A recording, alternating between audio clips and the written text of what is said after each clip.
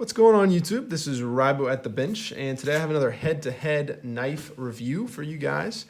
Today looking at the Ontario RAT number 2 in AUS 8 and the Tangram Vector in Japanese Akuto. I don't know if I'm pronouncing that right, but these are similar knives. I think this is somewhere between $30 and $40. This is $40, $45. You can get this in D2 for, I'm not even going to guess because I don't remember. But you know, roughly the same price and roughly the same size. I'll do some baseline measurements real quick just to get those out of the way. So for weight, you're looking at the Tangram Vector at 3.3 ounces. The Ontario RAT2 at 2.9, so right around the same. The RAT2 is a little bit lighter, which you would expect with the plastic, or I forget what scales these are. And then for size, sharpen length on the RAT2, you're looking at, you're looking at 2.75 inches roughly. On the Tangram Vector, just a little bit bigger, 2.85.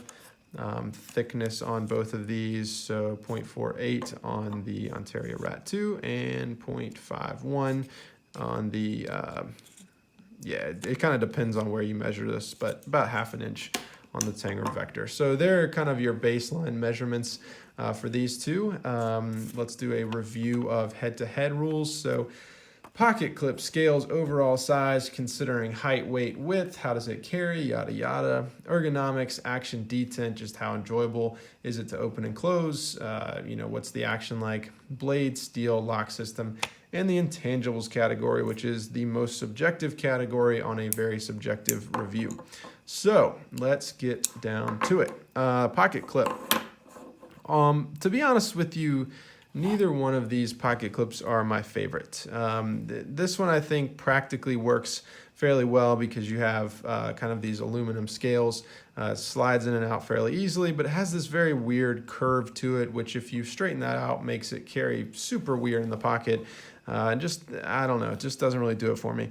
The RAT2 on the other hand is it's what you would expect the RAT2. It's very practical. It doesn't look very nice. It works fine. It's a little bit hard. It's a little bit tight, but it works just fine. And so for that reason, I am going to give the advantage to the RAT2. You have a little bit more space in there. And just honestly, it's just a little bit more practical. It works fine. I honestly don't love either one of them. All right, scales. So you have these kind of aluminum scales with this really interesting pattern, something pretty cool you don't get to see all the time. And then on the Ontario RAT2, you have these, honestly, I can't remember. It's not G10, it's something else, some kind of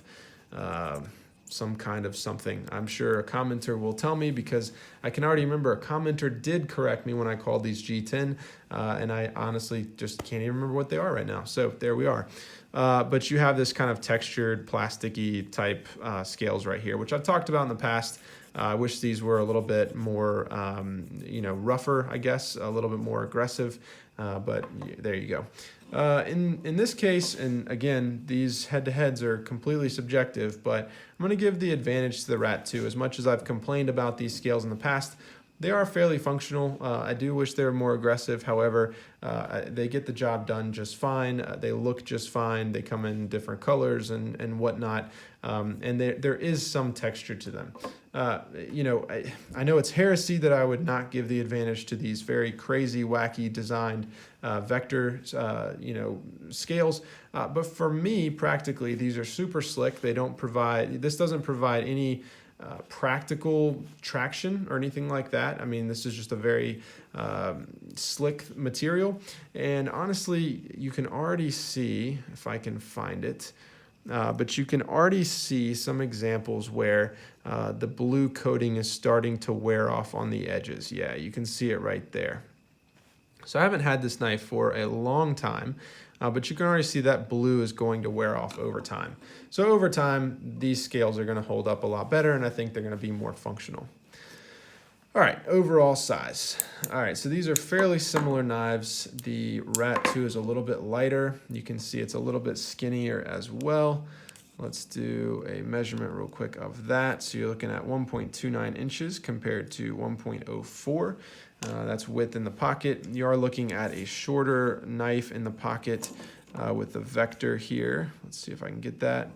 So 3.91 compared to without any lanyard, 4.09. So you're looking at kind of a shorter squatter versus longer skinnier. That's enough. Get your mind out of the gutter. Knife here. So which one wins the size comparison? This one's pretty tough, and I'm going to give the advantage to. Man, I hate to do this because it's running away with it. I'm going to give the advantage to the RAT2.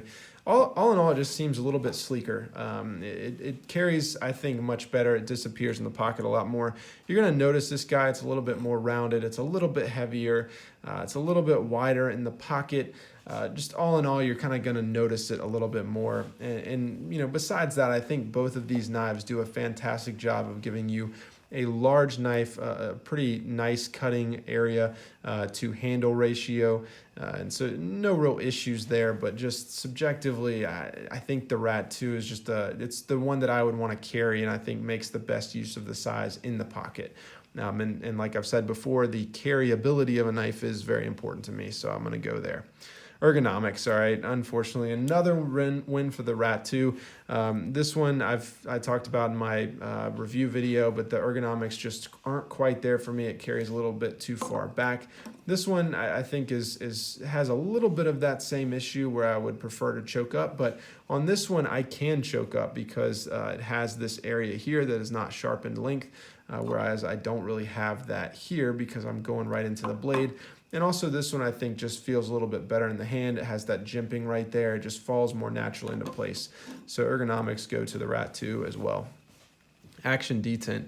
So this one's a tough one as well because I've said for a long time that the action on the RAT2 is just phenomenal considering the price. I mean, this thing just flies open with no practice at all, just fantastic. But the vector does as well, honestly, and this one is even more surprising because of the button lock. Because of how kind of sticky that button lock is, I kind of expect this thing to hang up every time I do that, but it doesn't, and that's a really nice thing. It flies open very well. And so honestly, it's pretty much a dead tie. Kind of could go either way on these. Let me think. Open this one. Let me open this one again. Oh man, that's like going back to an old friend. Oh boy, I hate to do this. It's pretty much a dead tie, but this is more satisfying. This is more, not dependable, but I like the RAT2 a lot better than this. Although the vector is very surprising in how smooth that action is. And actually, as I open that, oh man, that's just buttery smooth, isn't it? Yeah, okay, I'm gonna flip this one over. I'll give kind of the pity card. I mean, these are right at each other, but this one, I guess, just surprising in how smooth that is. You don't really feel anything until it's locked up. But that's one of my all-time. Okay, I'm just moving on before I just swirl here. All right, the blade. This is actually going to be an immediate win for the Tangram Vector here. The blade on the RAT2, and I wish that I had not gotten the coated version, but the blade is absolutely fantastic on this. I mean, you can tell it's just a full flat grind. Nothing special to it, but it's a very nice cutter. But the blade on this is just awesome. I mean, aesthetically and in terms of function, this is a great blade. Really, the only issue I have is this thumb stud. You can actually see where I was cutting something and it hit the thumb stud and kind of went around it, which isn't great. But the blade is fantastic. Just a nice belly on this blade, nice swedge. You just have this very, very nice, I guess this is a hollow grind, but this very nice drop point. Just a really nice blade. Gets a lot of things done with the size of it. So big fan of the Tangram Vector blade. Steel. This is AUS 8. This is Japanese Akuto. I'm going to give the advantage to the Kaiser. I'm sorry, not the Kaiser. The Kaiser Child Tangram. On this. This is just held up a lot better than AUS 8. Have not really had any issues. Still razor sharp. Absolutely fine there. So the Akuto on that one. Lock system, you have a liner lock and you have a button lock. Oh, this one's going to be tough too. I'm just going to go ahead and give the advantage to the Kaiser. I mean, my goodness, I'm doing that every time. The Tangram Vector. And that's really for the cool factor of it, but I think also the strength. I mean, honestly, liner lock, especially one like this, is going to be plenty strong. But when I think about which knife do I think would break down first over time, I think that it would be this one for a few reasons. One, the liner tends to bend a little bit more, and so over time, you can see this one is over 50% already. That one's going to continue to bend out that way. Obviously, you could bend it back, but it's just one of those things that is going to, kind of deteriorate over time. And then also, I've had issues before where liners and frame locks don't quite engage. I don't think it's going to be an issue with this one, but the button lock, I don't really see the possibility for failure.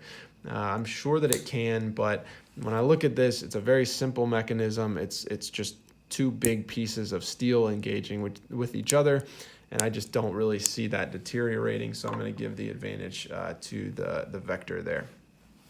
All right, so that leaves us with 4 and 4.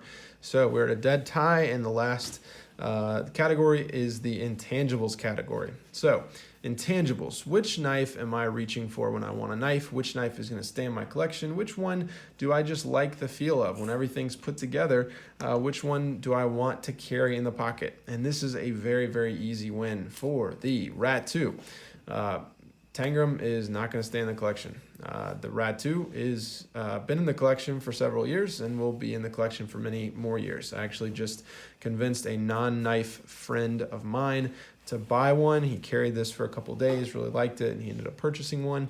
The Tangram Vector here is more of kind of the fun, cool knife to try, but it's not really going to stay in my collection. It's something fun, something different, but it's just not one that I want to grab. It's got a lot of cool things going for it, but all in all, this is just the practical knife, and I'm all about practicality. I'm all about the function of a knife, how well is it cut and carry, and this is just the gold standard in those two categories. So both really cool knives, both great budget options, but this is more, for me, a budget option to try and just have fun. This is a budget option to actually be a working knife. And so for me, easy win for the Ontario RAT2. Thanks so much. Until next time, I will see you around.